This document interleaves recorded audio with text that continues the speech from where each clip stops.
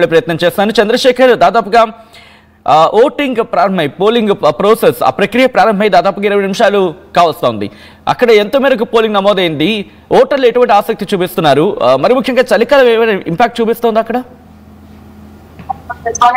Yes Sachin, Karimnagar జిల్లా కొత్తపల్లి మండలం కమాన్పూర్ స్కూల్లో ఉన్నాం. ఓటింగ్ సర్లే అనేది ఉంది. చాలా చలి అత్యధికంగా ఉండడంతో కొద్దిగా ఉదయమే కాబట్టి మందకోడిగానే ఉంది. ఇప్పటి వరకు కేవలం 4% వరకే నమోదైనటువంటి పరిస్థితి మనకు అంచనా వేయొచ్చు. ఇప్పుడిప్పుడే వస్తున్నారు, ఎందుకంటే గ్రామ పంచాయతీ పోర్లో ఖచ్చితంగా 80% పోలింగ్ దాటేటువంటి అవకాశాలున్నాయి. ఎన్నికల సంఘం నియమ నిబంధనల ప్రకారం 18 రకాల గుర్తింపు కార్డులు తీసుకొచ్చిన వారిని ఓటు వేయడానికి అర్హులుగా గుర్తించడం జరుగుతుంది. ఉమ్మడి జిల్లా వ్యాప్తంగా 398 గ్రామ పంచాయతీలు తొలి విడత పోలింగ్ నడుస్తుంది. దీనిలో 20 మంది ఇప్పటికే ఏకగ్రీవంగా ఎన్నుకోవడం జరిగింది. వార్డు మెంబర్లతో కలిసి 8,800 మంది పోటీలో ఉన్నారు. దీనిలో వారి భవితవ్యం తేలనుంది. ఇప్పుడు 6 గంటలకే పోలింగ్ సిబ్బంది అంతా కూడా ఒక మాక్ టెస్ట్ నిర్వహించడం జరిగింది. ఇది బ్యాలెట్ పేపర్ ద్వారా నిర్వహిస్తున్నారు. పింక్ కలర్ది పంచాయత్ సర్పంచ్కి సంబంధించి, వైట్ కలర్ది వార్డు మెంబర్కి సంబంధించిన బ్యాలెట్ పేపర్గా మనం గుర్తించడం జరుగుతుంది. దీనిలో భాగంగా ఇప్పటికే అవేర్నెస్ వచ్చింది. మనం చూస్తున్నాం కమాన్పూర్ ప్రాంతంలో ఉన్నటువంటి గ్రామ పంచాయతీలో కొద్దిగా అంటే తక్కువ ఓటర్లు ఉన్నటువంటి గ్రామం ఏది, ఆ గుర్తులకు సంబంధించినటువంటి ఫారం కూడా డిసైడ్ చేయడం జరిగింది. పోలింగ్ ఏజెంట్లు ఉదయం నుంచి కూడా ఉండడం జరిగింది. చాలా వరకు ఇక్కడ ఈ ప్రాంతంలో 5 అభ్యర్థులు బరిలో ఉన్నారు. 5 అభ్యర్థులకు సంబంధించి అయితే వీళ్ళకి సంబంధించినటువంటి పేర్లు, వారి పక్కనే గుర్తులకు సంబంధించి కూడా ఫామ్ 9th 14వ నియమాన్ని చూడండి అంటూ మెన్షన్ చేయడం జరిగింది. ఇదంతా కూడా గతంలో అయితే ఎలక్ట్రానిక్ ఓటింగ్ మెషిన్ అయితే అక్కడక్కడ కొంత సాంకేతికమైనటువంటి ఇబ్బందులతో మొరాయించేటువంటి ప్రమాదం ఉండే. వృద్ధురాలు సైతం తమ ఓటు హక్కును వినియోగించుకోవడానికి ఉత్సాహంగా వస్తున్నటువంటి పరిస్థితి మనం గమనిస్తున్నాం. చాలా ఆసక్తి కనబడతారు, ఎందుకంటే ఓటు అనేది కీలకమైనది. ఓటు వేస్తేనే మేము ఇక్కడ లైవ్ లో ఉన్నాము అని చెప్పినటువంటి దాఖలాన్ని మనము గమనించాము. అంతా కూడా ఆసక్తి అదే ఉత్సాహంతో వస్తున్నటువంటి పరిస్థితి. ఖచ్చితంగా 80 నుంచి 90% దీనిలో పోలింగ్ నమోదయ్యేటువంటి అవకాశాలు కనబడుతున్నాయి. మొత్తం మీద 6 లక్షల మంది ఓటర్లు తొలి విడతలో వారు ఓటు హక్కును వినియోగించుకుంటున్నారు. ఇక్కడ మనం చూస్తున్నాం, ఇక్కడ కూడా చాలా ఉత్సాహంగా క్యూ లైన్ లో ఉన్నటువంటి పరిస్థితి గమనించవచ్చు. అది పిల్లలు, చంటి పిల్లల్ని తీసుకొని చలిని సైతం లెక్క చేయకుండా వస్తున్నటువంటి పరిస్థితి. దీనికి సంబంధించి అయితే, అమ్మా ఏం పేరు మీ పేరు? నర్సవా? ఎన్నోసారి వేసుడు? ఇంటి పేరు ఏంది? ఎన్ని సంవత్సరాలు ఉంటుంది? 95. సచిన్, చూశారు కదా, 95 సంవత్సరాల వృద్ధురాలు సైతం చాలా ఆసక్తిగా, అంటే డెమోక్రటిక్ సిస్టమ్ లో గ్రామ స్వరాజ్ ఇస్ రియల్ స్వరాజ్ అన్నాడు Mahatma Gandhi.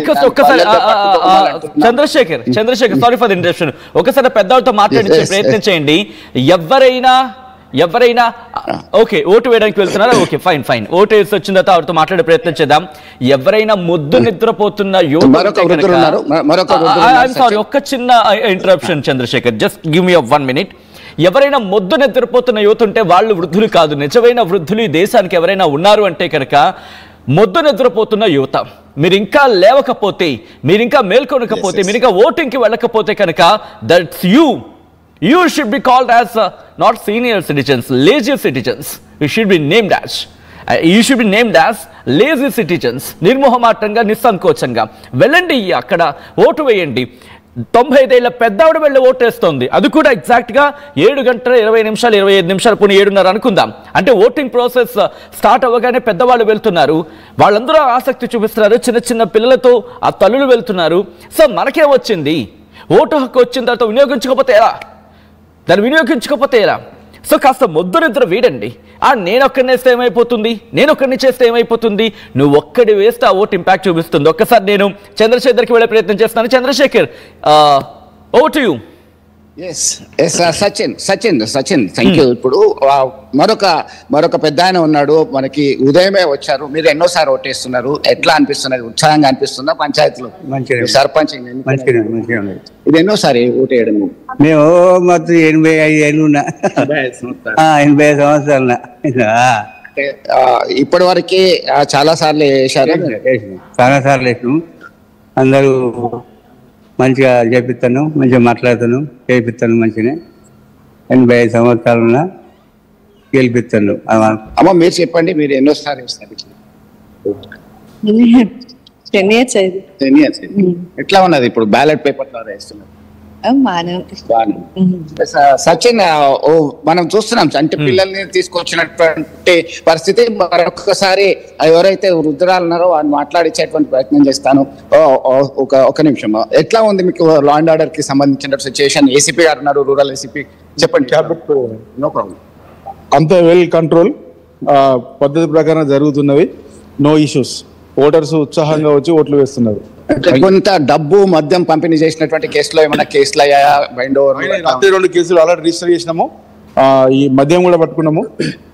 Everything under control. అంటే ఇప్పుడు రాత్రి 12 గంటల వరకు నియమ నిబంధనలు ఉన్నాయి. 11:59 వరకు కూడా ఎట్లాంటిది ఏ ఒక్క ప్లేస్ లో 5 కన్నా ఎక్కువ గుమిగూడ రాదని చెప్పి ఇన్స్ట్రక్షన్స్ ఇచ్చారు కదా, దాన్ని ఎట్లా స్ట్రైకింగ్ ఫోర్స్ ఎంతవరకు ఉంది? సరిపోయినట్టు ప్రతి గ్రామంలో పెట్రోలింగ్ జరుగుతున్నది, స్పెషల్ పార్టీస్ తిరుగుతున్నాయి.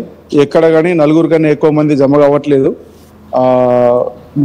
ఓటర్లు కూడా ఉత్సాహంగా వస్తున్నారు, ఓటు చేస్తున్నారు. Thank you very much. Sachin, ఇక్కడ ఉత్సాహంగా ఓటు హక్కుని వినియోగించుకుంటున్నటువంటి పరిస్థితి. ఏజెంట్స్ ఉన్నారు, పోలింగ్ ఏజెంట్స్ ఖచ్చితంగా మీరు ఓటు వేయాలని చెప్పేసి ఇంటింటికి ప్రతి ఓటర్ దగ్గరికి తీసుకెళ్ళినటువంటి పరిస్థితి మనం గమనిస్తున్నాం. ఎందుకంటే ఖచ్చితంగా ఓటు హక్కును వినియోగించుకోవాల్సిందే. వృద్ధులు, యువకులు అనేటువంటి తేడా లేదు, చిన్నపిల్లలు, సంటి పిల్లలు అనేటువంటి తేడా లేదు, అందరూ కూడా చేయాల్సిందే. వారికి ఏదైనా సహాయం కావాలంటే ఇక్కడ గ్రామ పంచాయతీకి సంబంధించినటువంటి కమార్పూర్కి సంబంధించిన ఇక్కడ ఉన్నారు. దీనికి సంబంధించినటువంటి హెల్ప్ డెస్క్ లాగా చూస్తున్నటువంటి పరిస్థితి. ఎట్లా జరుగుతుంది ఏంటి అనేటువంటిది అయితే ఆసక్తికరంగా ఉంది. చాలా ప్రాంతాల్లో గ్రామ పంచాయతీలకు సంబంధించి పార్టీలకు సంబంధం లేదు. అయినప్పటికీ పార్టీలకు సంబంధించినటువంటి నేతలు అయితే చాలా ఛాలెంజ్ గా తీసుకున్నటువంటి పరిస్థితి. ఒకవైపు ప్రభుత్వం చేస్తున్నటువంటి పథకాలని ప్రజల్లోకి తీసుకెళ్లేటువంటి ప్రయత్నం స్థానిక ఎమ్మెల్యేలు, ద్వితీయ శ్రేణి నాయకులు చెప్పారు. వారి యొక్క అభ్యర్థులని విజయ పథాన నడిపిస్తేనే మాకు భవిష్యత్తు ఉంటుంది, బాగుంటుంది అని చెప్పేసి కోణంలో ఎమ్మెల్యేలు, స్థానిక ద్వితీయ శ్రేణి నాయకులు, అధికార పార్టీకి చెందిన వాళ్ళు చెప్తుంటే అధికార పార్టీ యొక్క వైఫల్యాలు ఎండగడుతూ ఇతర పార్టీలు, బీఆర్ఎస్ పార్టీలు చేస్తున్నాయి. మరొక వైపు భారతీయ జనతా పార్టీకి సంబంధించినటువంటి నేతలు గ్రామ పంచాయతీలకు ఇచ్చేటువంటి నిధులన్నీ కేంద్ర ప్రభుత్వమే ఇస్తుంది, ఖచ్చితంగా ఒక్కసారి ఆలోచించండి ఓటు వినియోగించుకునే ముందు అని చెప్పి ప్రజలకి, ఇటు ప్రజా ప్రతినిధులకి సూచించడం జరిగింది. దానిలో భాగంగానే ఇక్కడ సైతం మరొక పోలింగ్ బూత్ కూడా ఉంది, వార్డ్ నెంబర్ 3. అంటే దీనిలో ఓటింగ్ కొరకి ఇప్పుడిప్పుడే క్యూ కడుతున్నటువంటి పరిస్థితి. ఇప్పుడు ఆల్మోస్ట్ హాఫ్ అన్ అవర్ అయిపోయింది సచిన్. 1 o'clock వరకు ఈ ఓటు ఎవరైతే ప్రెమిసెస్ లో ఉంటారో దీని యొక్క ప్రాంగణంలోకి వచ్చిన వాళ్ళందరికీ కూడా ఓటు హక్కు వినియోగించుకునేటువంటి అవకాశం ఉంది వాళ్ళందరికీ. ఆ తర్వాత ఒక 1 hour మాత్రమే రిలాక్స్ ఉంటుంది. దానికి సంబంధించినటువంటి ఓటు హక్కును వినియోగించుకున్న తర్వాత వారు 1 hour రిలాక్స్ అయిన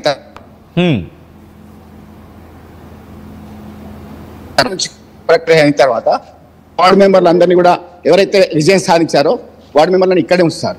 సర్పంచ్ డిక్లరేషన్ అయిన తర్వాత వార్డు మెంబర్లలో ఒకరిని ఉప సర్పంచ్ గా ఎన్నుకోవడం జరుగుతుంది. ఉప సర్పంచ్ కి సైతం